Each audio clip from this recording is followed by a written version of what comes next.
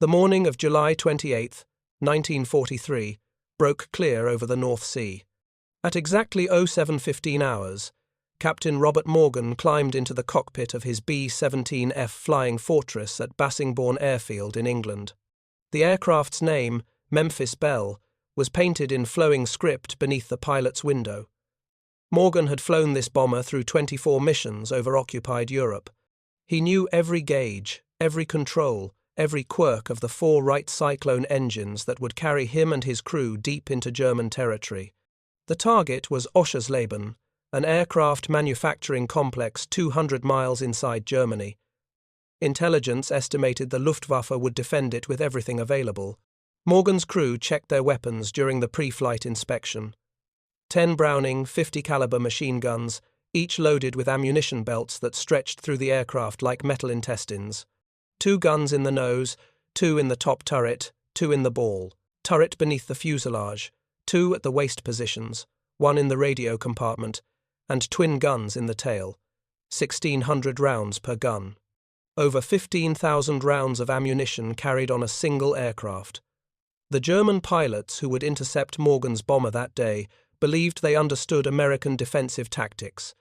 Luftwaffe intelligence had studied B-17 formations extensively since 1942. They had calculated angles of attack, identified blind spots, and developed assault techniques that exploited weaknesses in the bomber's defensive fire. What those German pilots could not fully comprehend was how the concentration of American defensive firepower would transform aerial combat over Europe. The mathematical reality of 16 guns firing simultaneously from a tight bomber formation created zones of destruction that defied traditional fighter tactics. German aces who had dominated the skies over Europe for years would discover that their hard-won expertise meant nothing when facing a wall of 50 caliber fire. If you're enjoying this deep dive into the story, hit the subscribe button and let us know in the comments from where in the world you are watching from today. The Boeing B-17 Flying Fortress entered production in 1936 as Boeing's answer to a United States Army Air Corps requirement for a multi-engine bomber capable of reinforcing Pacific bases. The name Flying Fortress came from a Seattle Times reporter who observed the prototype during its public unveiling and noted the multiple gun positions bristling from the fuselage. Boeing's marketing department seized on the phrase, recognizing its propaganda value. Early B-17 models carried only 5 machine guns and were considered inadequately armed for combat operations. The B-17 C and D variants increased defensive armament to 7 guns, but combat experience in the Pacific during 1941 revealed critical vulnerabilities. Japanese fighters attacking from head-on faced minimal defensive fire because the early B-17 seconds mounted no forward-firing guns. Pilots could only rely on the navigator and bombardier firing handheld weapons through small windows in the nose. The B-17E model, introduced in September 1941, represented the first major defensive redesign. Engineers added a tail gunner position with twin 50 caliber guns, eliminating the aircraft's most dangerous blind spot. Additional gun positions appeared at the radio compartment and ventral ball turret. Total defensive armament increased to 10 50 caliber machine guns, a 67% increase in firepower compared to earlier models. But even this improvement proved insufficient when American bombers began operating over Europe in 1942. Luftwaffe fighter pilots quickly identified remaining weak points in the B-17's defensive coverage. The most dangerous was the 12 o'clock level position, directly ahead of the bomber at the same altitude. German pilots developed head-on attack tactics that approached from this position at closing speeds exceeding 500 miles per hour. The combined velocity of attacking fighter and defending bomber left bombardiers and navigators only seconds to aim and fire their single flexible guns before the German fighter flashed past. Major Egon Meyer of Jagdgeschwader pioneered these tactics in late 1942. Meyer had already achieved 78 confirmed kills when he began experimenting with frontal attacks against B-17 formations. His tactical innovations would eventually earn him command of an entire fighter wing and the Knight's Cross with oak leaves. But in late 1942, he was simply trying to find a way to kill American bombers without being killed himself. Mayer's personal combat diary, captured by American forces after his death in combat in March 1944, detailed his reasoning. Attacking from the rear exposed German fighters to concentrated fire from multiple bombers. The B-17s tail guns were particularly lethal, manned by experienced gunners who had clear fields of fire. Beam attacks from the side faced fire from waist gunners, ball turret, and top turret positions simultaneously. But frontal attacks minimized exposure time and faced the weakest defensive fire. In a tactical memorandum dated November 12, 1942, Mayer outlined his recommended approach. German fighters would form up ahead of the bomber stream, in a line abreast formation, at the same altitude as the lead bombers. When the bombers came into range, the German fighters would attack head-on, fire their cannons and machine guns, then dive beneath the bomber formation to escape. The entire attack would take less than 10 seconds from opening fire to breaking away. Luftwaffe units began implementing these tactics in December 1942. The results were devastating for American bomber crews. On missions deep into Germany, bomber losses exceeded 10%. Some missions lost 15 or 20% of attacking aircraft, an unsustainable attrition rate that threatened the entire strategic bombing campaign. Lieutenant Harold Fisher flew as a bombardier aboard a B-17F named Devil's Daughter during the first Schweinfurt raid on August 17, 1943. His aircraft flew in the high squadron of the lead group, a position that put them among the first bombers to face German interceptors. Fisher kept a detailed personal journal throughout his combat tour. His entry for August 17th described the moment German fighters began their frontal assault. We saw them coming from miles away, just dots at first, but growing larger every second. They came straight at us, not deviating, not attempting any maneuver, just straight-line attacks at our altitude. I could see the flashes from their cannons firing. Then they were past us in an instant, and I heard the impacts along our fuselage. Metal tearing, someone screaming on the intercom. The entire attack lasted maybe 5 seconds, but it felt like watching your own death approach in slow motion. Fisher's aircraft survived that particular attack, but 6 other B-17 seconds from his group went down during the mission. German frontal attacks accounted for most of the losses. The problem was brutally simple.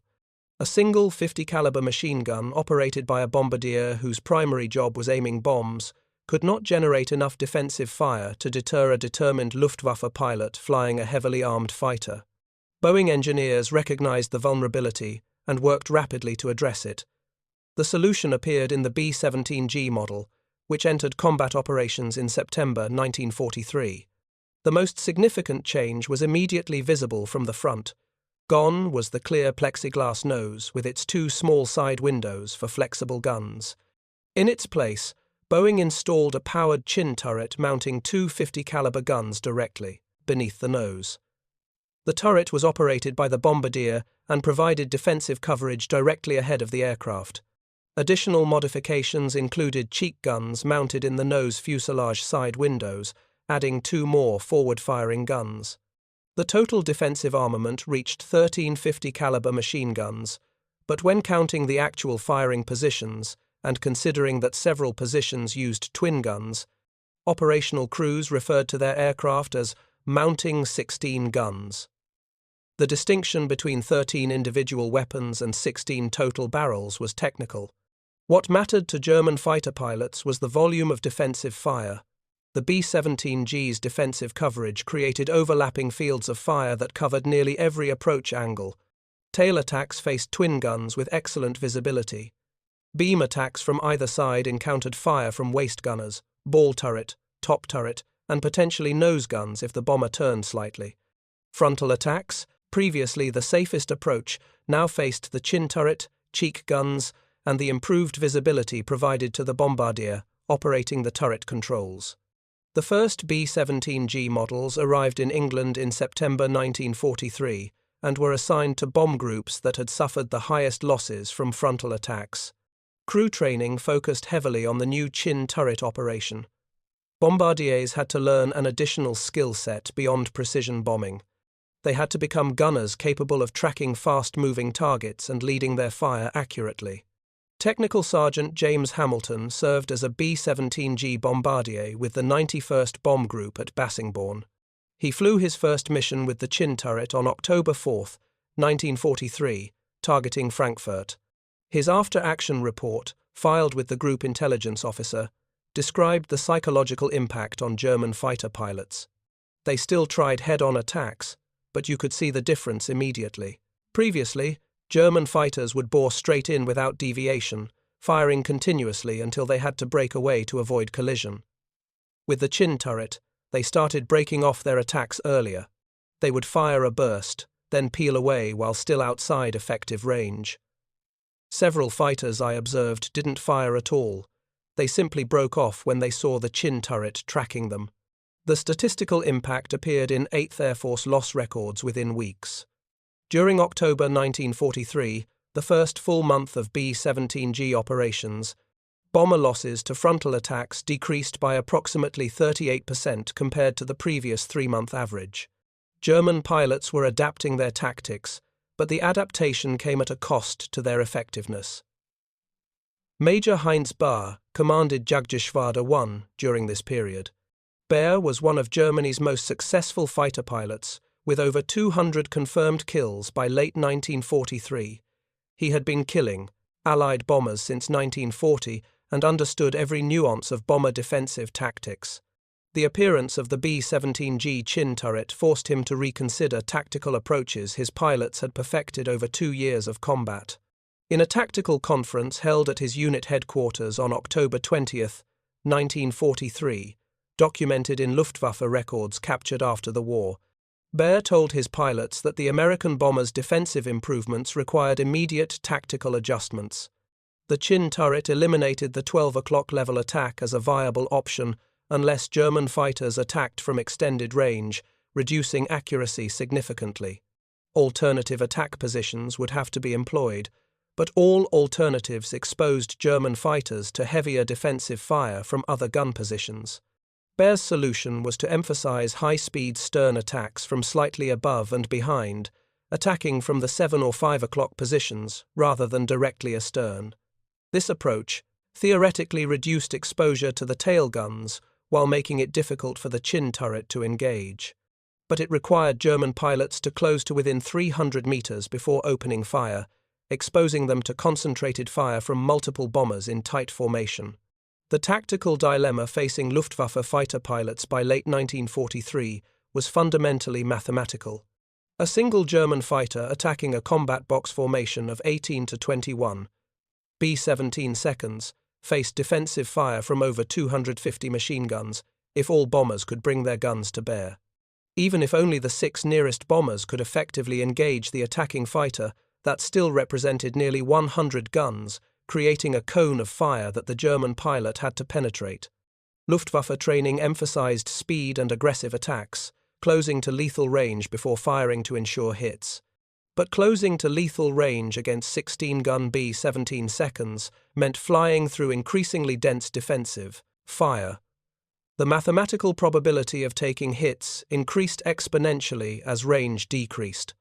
German pilots faced an impossible choice: attack from extended range with reduced accuracy or close to effective range and accept high probability of damage or death.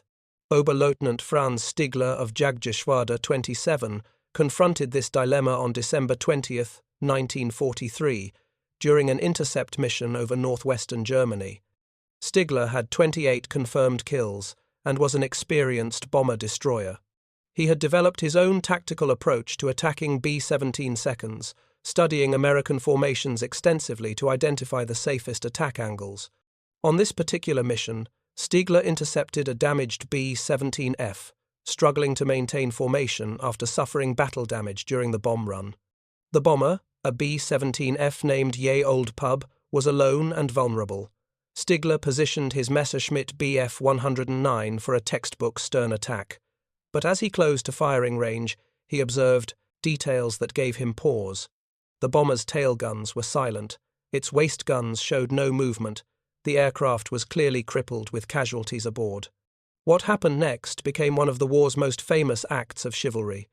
Stigler chose not to fire. Instead, he flew formation with the damaged bomber, escorting it toward the North Sea and relatively safety. His decision was influenced partly by the ethical implications of attacking a defenseless aircraft, but also by his recognition that even a damaged B-17 posed significant danger to an attacking fighter. The bomber still had operational gun positions. Attacking from astern, Stigler would expose himself to return fire, and even wounded gunners could get lucky. Stigler's decision was unusual, but his tactical calculation about defensive fire hazards was shared by every Luftwaffe pilot flying bomber intercept missions. By early 1944, German fighter pilots were increasingly reluctant to press home attacks against well-defended B-17 formations. The risk had become too high relative to the probability of success. This reluctance appeared in Luftwaffe combat reports with increasing frequency during January and February 1944. German pilots would engage bomber formations, make one or two attack passes, then break off if they failed to down a bomber on the initial attack. Pursuit attacks were rare.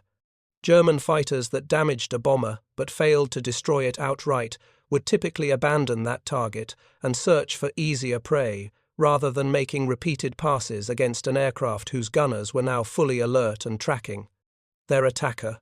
The tactical evolution represented a complete reversal of the situation that existed in 1942. Initially, German fighters had attacked with near impunity, making multiple passes and destroying bombers at a rate that threatened to make daylight bombing operations impossible. By early 1944, German fighters were approaching cautiously, attacking reluctantly, and breaking off quickly.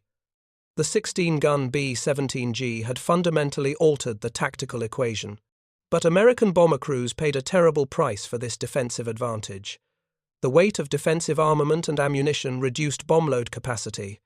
More critically, the human cost of manning 10 gun positions in sub-zero temperatures at altitudes above 20,000 feet exacted a physical and psychological toll that wore down even the most experienced crews. Staff Sergeant Benjamin Wauger served as a waist gunner aboard a B-17G flying with the 308th Bomb Group. His personal letters, preserved by his family and later donated to the National World War II Museum, described the physical conditions inside a B-17 during combat operations over Germany. The temperature at 25,000 feet was routinely 40 below zero. We wore heated suits, but they failed constantly. My gun position had no heating at all. The wind, coming through the open waist window, froze my hands even through my gloves. After 2 hours at altitude, I couldn't feel my fingers. But I had to keep checking my gun, clearing jams, watching for enemy fighters. If I stopped moving, I thought I might freeze solid. The psychological pressure was equally devastating. Gunners knew that German fighters were seeking the weakest aircraft in the formation. Any bomber that showed signs of damage, lagged behind, or fell out of formation became the primary target. Gunners had to maintain constant vigilance, scanning the sky for the tiny dots that might be enemy fighters, tracking their approach, calling out positions to other crew members, and preparing to fire at targets closing at combined speeds exceeding 400 miles per hour. Technical Sergeant Robert O'Hearn flew as a ball turret gunner with the 95th Bomb Group. The ball turret was arguably the most dangerous position on the aircraft. The gunner sat in a plexiglass sphere, suspended beneath the fuselage, completely exposed with no armor protection. The turret's twin 50-caliber guns provided excellent fields of fire, but the gunner couldn't wear a parachute while in the turret. If the aircraft was hit and going down, the ball turret gunner had to climb back into the fuselage before bailing out. In a rapidly spinning or burning aircraft, that might be impossible. O'Hearn described his perspective in a post-war interview conducted by Air Force historians in 1978. From the ball turret, you could see everything. You watched German fighters making their attack runs. You saw bombers in your formation getting hit, catching fire, falling out of formation. You saw parachutes opening, or not opening. You saw men dying, and you knew you might be next. But you kept firing because that was your job. Your guns might be the ones that saved the aircraft. you might get the fighter that was lining up to kill you and your crew. The defensive firepower that made German pilots furious was sustained through discipline, training, and a level of courage that defies adequate description. Every mission over Germany meant hours of exposure to enemy fire, brutal cold, oxygen deprivation, and constant awareness that a single cannon shell hitting the right spot could turn your aircraft into a flaming coffin falling from 30,000 feet. By March 1944, the combined weight of American defensive firepower and the introduction of long-range fighter escorts was breaking the Luftwaffe's ability to prevent daylight bombing operations. German fighter pilot losses were accelerating. Experienced aces who had survived years of combat were being killed by 50 caliber fire from bombers they had underestimated. Replacement pilots arriving at fighter units had minimal training and survived only a few missions before being shot down. The strategic implications were profound.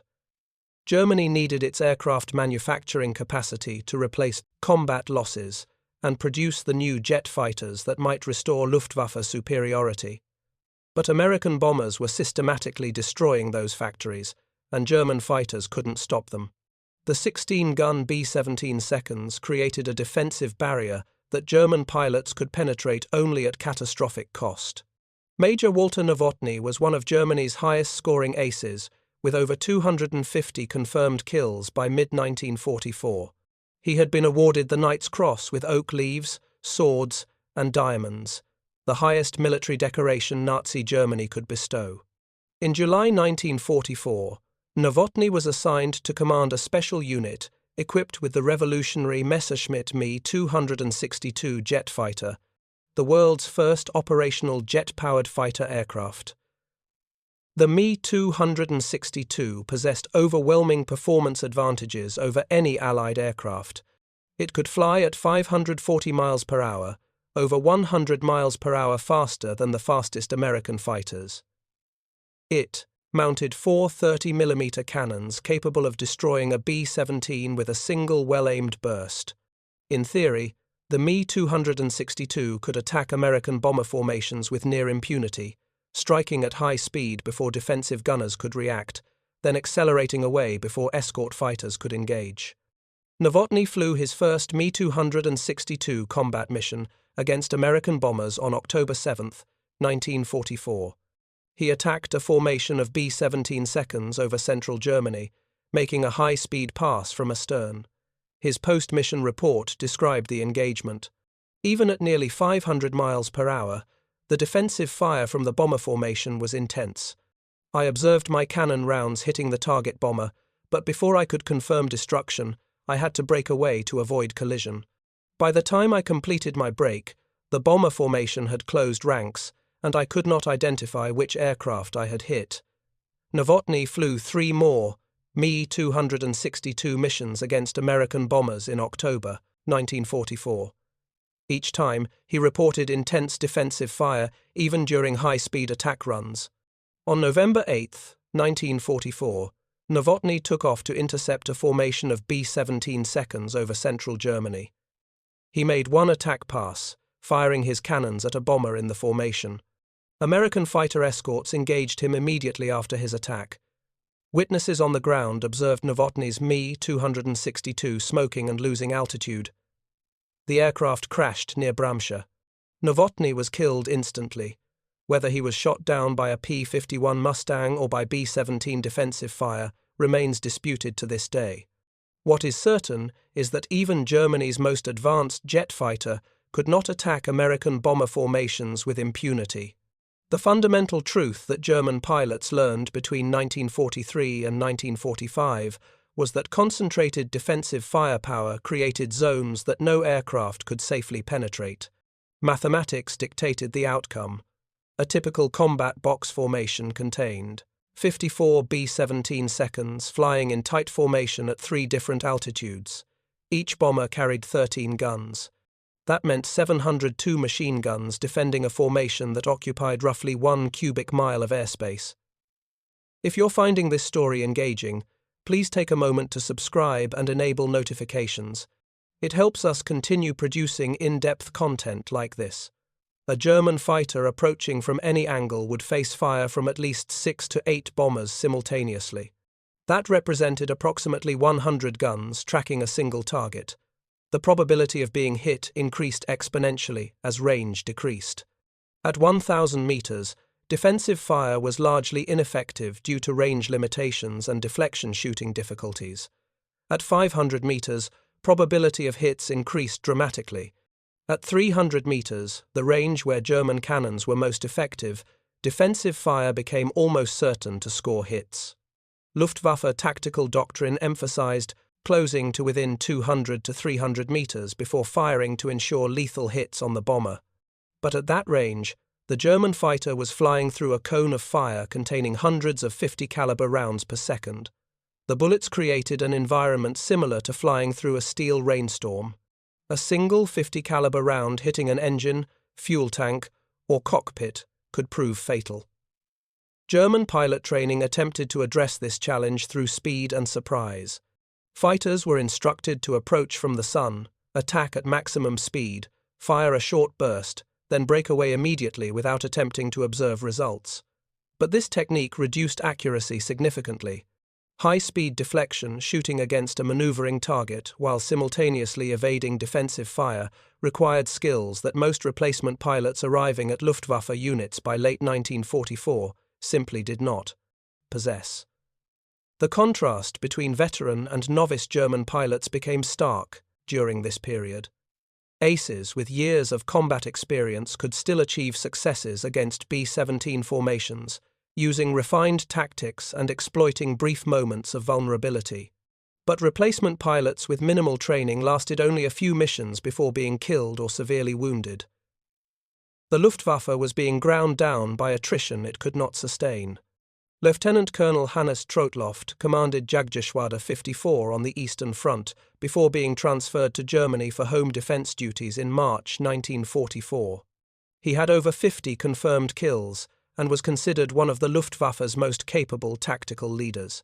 His assessment of the American bomber threat appeared in a report to Luftwaffe High Command dated May 15, 1944. The American heavy bombers represent a far more formidable opponent than intelligence assessments suggested. Their defensive armament, when combined with tight formation discipline, creates kill zones that our fighters cannot safely penetrate. Attacking from any angle results in exposure to concentrated fire from multiple aircraft. Our losses are becoming unsustainable. New pilots lack the training and experience required to survive even a single combat engagement against well-defended bomber formations. Troutloft's report recommended immediate tactical changes, including the use of heavy rockets fired from outside the range of defensive guns, and coordinated mass attacks by entire fighter wings, rather than squadron-level engagements. Both recommendations were implemented, but neither solved the fundamental problem. Rockets lacked accuracy and required stable firing platforms, making the launching aircraft vulnerable. Mass attacks succeeded in overwhelming formations occasionally, but cost the Luftwaffe dozens of fighters per engagement. By June 1944, when Allied forces invaded Normandy, the Luftwaffe had lost air superiority over Western Europe. German fighter units that had once dominated the skies were shadows of their former strength. Experienced pilots were dead or wounded. Replacement aircraft arrived slower than losses accumulated. Fuel shortages grounded entire wings.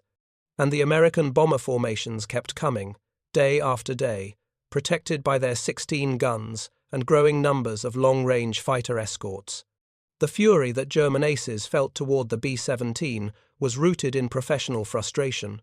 They were highly skilled pilots flying aircraft with superior performance characteristics in many respects. The Focke-Wulf FW-190 and Messerschmitt Bf-109 were excellent fighters. German pilots had been winning aerial combats since 1939. They had defeated the Polish Air Force, the French Air Force, and had fought the Royal Air Force to a standstill during the Battle of Britain. But they could not defeat the American bomber formations.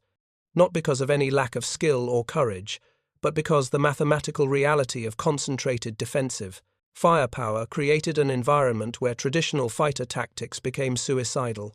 The 16 guns on each B-17 multiplied across formations of dozens of bombers, created defensive capabilities that exceeded what any single-engine fighter could overcome.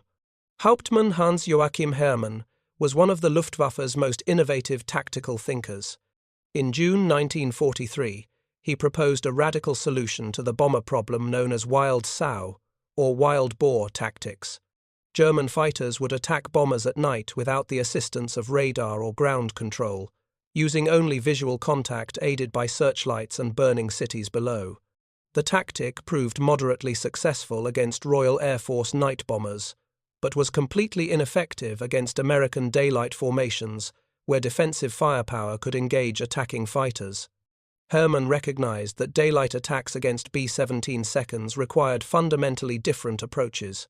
In a tactical memorandum dated September 1943, he wrote that conventional fighter tactics were obsolete when facing bombers with heavy defensive armament flying in mutual support formations.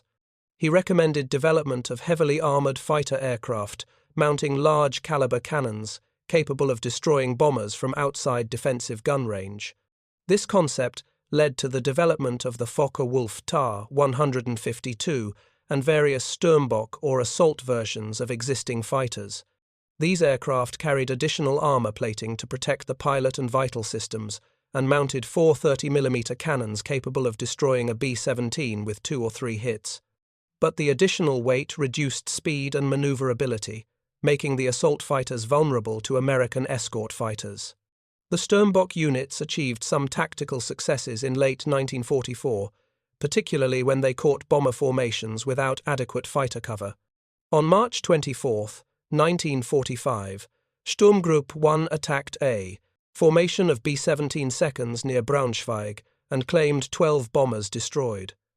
But the attack cost the Germans 8 fighters shot down by defensive fire and another 9 destroyed by American P-51 escorts. Trading 17 fighters for 12 bombers represented an exchange rate Germany could not afford. First Lieutenant Donald Hayes flew as a top turret gunner aboard a B-17G named Lucky Strike with the 392nd Bomb Group. Between November 1944 and April 1945, Hayes flew 35 combat missions over Germany. His personal journal, preserved in his family's collection and later excerpted in several oral history projects, described a mission to Berlin on February 3, 1945. We were approaching the target when German fighters hit us. I counted at least 40, maybe 50. They came from all directions simultaneously. My turret was tracking targets constantly. I fired at 3 different fighters in less than 30 seconds. One of them started smoking after my burst hit his engine. He rolled inverted and went down. I don't know if I killed him or just damaged him enough that he had to break off. There wasn't time to watch. Another fighter was coming in from 4 o'clock, and I had to traverse to engage him. Hayes's aircraft returned safely to base that day, with 2 engines damaged and over 80 holes in the fuselage and wings. His turret guns had fired over 700 rounds during the mission. Post-flight inspection revealed that 4 other gunners on his aircraft had also expended nearly their entire ammunition supply. The bomber's defensive fire had kept German fighters at extended range throughout most of the engagement, reducing their accuracy significantly. The statistical record of bomber defensive gunnery claims has been controversial since the war ended. The 8th Air Force claimed 6,259 enemy aircraft destroyed by bomber gunners, more than claimed by its fighter pilots. The war zone, modern historians consider these numbers significantly inflated. Multiple gunners often fired at the same target, and each claimed credit when the aircraft went down. Aircraft that appeared to be destroyed sometimes returned to base safely. Damage claimed as kills often represented repairable battle damage. Conservative estimates suggest actual bomber defensive gunnery kills were approximately 20 to 30% of claimed totals. Even using these reduced figures, B-17 gunners destroyed between 1,200 and 1,900 German aircraft during the war. That represents a significant contribution to Allied air superiority, achieved at tremendous cost in aircrew casualties and aircraft losses. The human cost of manning those 16 guns was staggering. Bomber crews faced casualty rates higher than any other American military branch except submarine service. The 8th Air Force alone lost 176 bombers in October 1943. Wikipedia. Each bomber carried 10 crew members. The mathematics were brutal. Every mission meant men would die. Technical Sergeant Maynard Smith served as a ball turret gunner with the 306th Bomb Group. On May 1, 1943, his B-17 was severely damaged during an attack on Saint-Nazaire, France. Fire broke out in the radio compartment and waist section. The bombardier and navigator bailed out, believing the aircraft was doomed. The radio operator was dead. The waist gunners were wounded and unconscious. Smith left his ball turret, grabbed fire extinguishers, and fought the flames while the aircraft was still under attack from German fighters. He manned the waist guns and fired at attacking aircraft between attempts to extinguish fires. He threw burning ammunition boxes out the open waist windows. He provided first aid to wounded crew members. He kept fighting for over 90 minutes until the pilot managed to reach England and execute an emergency landing. Smith received the Medal of Honor for his actions that day. His citation noted that his disregard for his own safety and his determination to save his crew and aircraft exemplified the highest traditions of military service. But Smith's heroism was not unique. Thousands of bomber crew members performed similar acts of courage during missions over Germany, fighting fires, manning guns despite wounds, assisting injured crew members, and refusing to abandon their aircraft or their brothers. The bond between bomber crew members was forged through shared danger and absolute mutual dependence. If any crew member failed to perform his duties, everyone died. Pilots depended on navigators to find the target and bring them home. Bombardiers had to hit the target to justify the mission. Engineers monitored engines and systems, making constant adjustments to keep damaged aircraft flying. Radio operators maintained communication with the formation and called for fighter support when needed. And gunners defended the aircraft against fighters that wanted to kill them all. Staff Sergeant Albert Grasso flew as a radio operator and gunner with the 91st Bomb Group.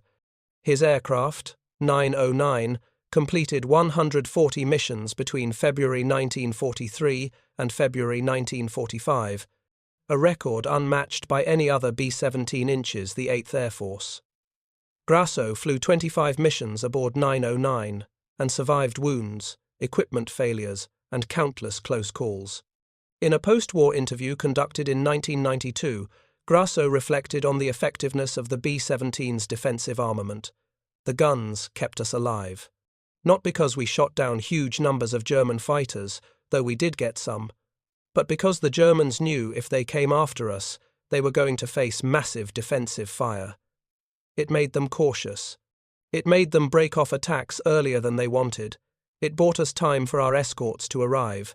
Without those guns, we would all be dead.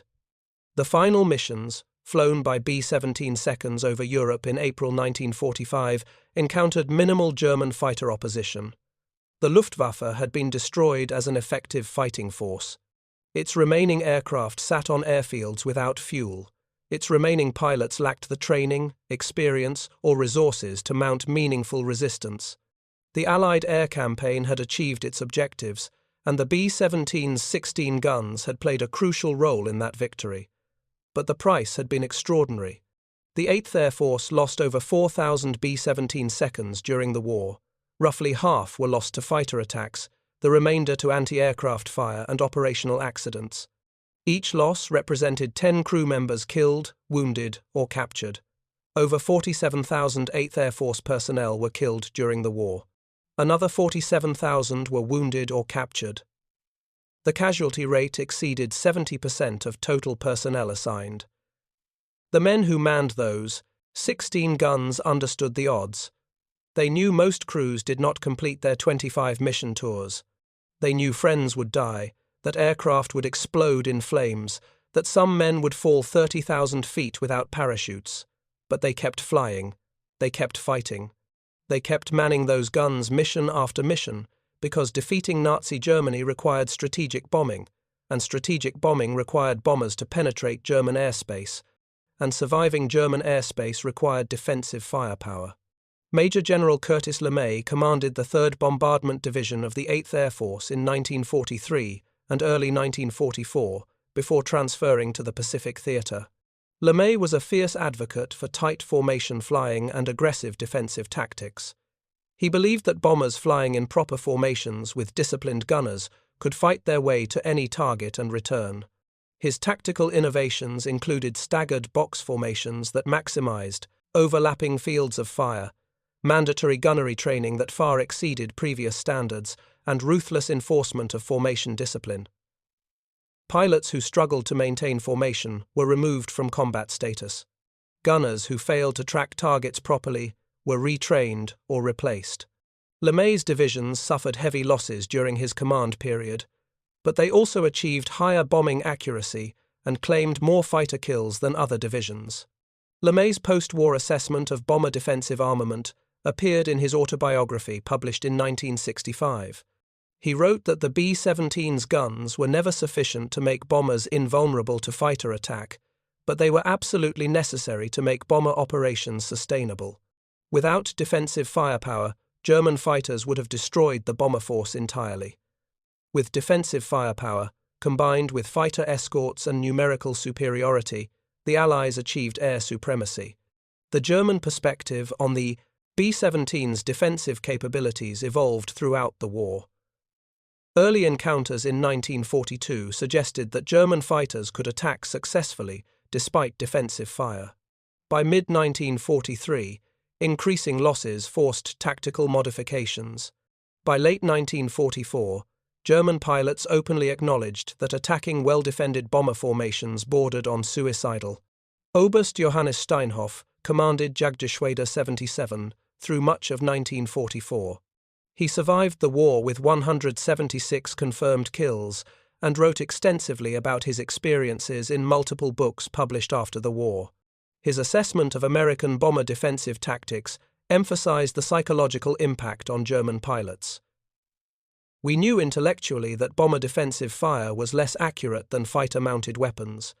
We knew that most gunners were not as well trained as fighter pilots. We knew our aircraft were faster and more maneuverable. But none of that mattered. When you were actually making an attack run and watching tracers converging on your position from multiple directions, the volume of fire was overwhelming. It required absolute concentration to maintain your attack profile, and even small deviations could ruin your accuracy. Many pilots simply could not handle the pressure and broke off attacks prematurely. The physical evidence of bomber defensive effectiveness appeared in German fighter aircraft returning from missions. Ground crews reported extensive battle damage from 50 caliber hits on fighters that survived engagements. Engine cowlings punctured, control surfaces shredded, wings and fuselages perforated. Some aircraft returned with over 30 or 40 separate bullet holes. The pilots who flew them home were lucky. Many others did not return. Lieutenant Franz Stigler, the pilot who escorted the damaged B-17-year-old Pub to safety in December 1943, reflected decades later on why he made that decision. Part of his reasoning was ethical, an unwillingness to kill helpless men. But he also acknowledged practical considerations. Even a heavily damaged B-17 with wounded gunners posed significant danger to an attacking fighter. Stigler's Messerschmitt had already taken battle damage earlier that day. Another pass against the bomber might result in additional hits that could destroy his aircraft. This calculation became increasingly common among German pilots in the war's final year. Risk assessment superseded aggressive tactics. Pilots who survived by being cautious lived to fight another day. Pilots who pressed home attacks despite defensive fire too often died. The Luftwaffe was losing its warrior culture, replaced by a survival mentality born from unsustainable losses. The 16 guns on the B-17G represented more than just defensive capability. They symbolized American industrial power, the ability to manufacture thousands of aircraft equipped with massive firepower, to supply millions of rounds of ammunition, to train tens of thousands of gunners. Germany could not match this production capacity. They could build excellent aircraft, but not in sufficient numbers. They could train skilled pilots, but not fast enough to replace losses. They could develop advanced weapons like jet fighters and rockets, but could not deploy them in meaningful quantities before the war ended. The strategic implications were profound. In the summer of 1944, the Army Air Forces lost 1,100 to 1,500 aircraft per month in the European and Mediterranean theatres of operation. Wikipedia. These were catastrophic losses by any historical standard, but American industry replaced them faster than they were destroyed. German industry could not sustain equivalent losses. Every German fighter shot down represented resources Germany could not afford to lose. Every experienced German pilot killed was irreplaceable. By March 1945, the air war over Europe was effectively over. Germany's remaining fighter forces were scattered, undersupplied, and largely grounded by fuel shortages. American bombers operated with near impunity, attacking targets throughout Germany with minimal losses. The 16-gun B-17 seconds that German aces had found so infuriating had achieved their purpose. They had survived long enough, in sufficient numbers, to destroy Germany's capacity to continue fighting. The last combat mission flown by 8th Air Force B-17 seconds occurred on April 25, 1945. The target was the Škoda Armament Works at Pilsen, Czechoslovakia. Over 300 B-17 seconds participated in the raid. Not a single bomber was lost to enemy action. German fighter opposition was non-existent. The mission symbolized complete Allied air superiority, achieved through years of brutal combat and staggering casualties. Captain Robert Morgan, who had flown the Memphis Belle through 25 missions in 1943, reflected on the B-17's defensive capabilities in a 1982 interview. He noted that during his combat tour, defensive gunnery claimed approximately 40% of all German fighters destroyed in engagements with his bomb group. Whether those claims were accurate or inflated mattered less than the tactical impact. German pilots knew that attacking his formation meant facing intensive defensive fire, and that knowledge influenced their behavior. Morgan emphasized that the B-17 was never invulnerable. His aircraft took heavy damage on multiple missions. He watched other bombers in his formation explode in flames or break apart after fighter attacks. Friends died. Entire crews disappeared. But enough bombers survived enough missions to make strategic bombing viable, and survival depended absolutely on defensive firepower. The legacy of the B-17's 16 guns extended beyond World War II. Post-war bomber designs incorporated lessons learned from B-17 operations. The Boeing B-29 Superfortress featured even more extensive defensive armament, including computer-controlled gun turrets. The British Avro Lancaster and Handley Page Halifax heavy bombers employed similar defensive strategies, though with fewer guns than American designs. But the evolution of aerial warfare ultimately rendered defensive gun armament obsolete. Jet fighters operating at speeds exceeding 500 miles per hour could not be effectively engaged by manned gun turrets. Surface-to-air missiles and radar-guided anti-aircraft systems made low-altitude penetration impossible. By the Korean War, American bombers were already reducing defensive armament to save weight. During the Vietnam War, B-52 bombers retained only tail guns. Modern strategic bombers carry no defensive guns at all, relying instead on stealth technology, electronic countermeasures, and standoff weapons. But during World War II, in the skies over Europe between 1942 and 1945, those 1650 caliber machine guns on the B-17G Flying Fortress represented the difference between survival and annihilation. They made German aces furious because they negated years of combat experience and superior aircraft performance. They forced the Luftwaffe to adapt tactics repeatedly, each adaptation bringing diminishing returns. They imposed psychological pressure on German pilots that eroded combat effectiveness, and they killed enough German fighters to contribute significantly to Allied air supremacy. The men who manned those guns paid a terrible price for that contribution. They flew in sub-zero temperatures at altitudes, where unprotected exposure meant death in minutes. They breathed oxygen through masks that froze and malfunctioned. They wore electrically heated suits that failed regularly.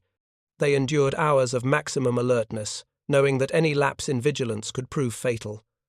They watched friends die beside them, watched other bombers explode, watched parachutes fail to open or catch fire. And when they returned to base after missions, they climbed back into the same aircraft the next day and did it again.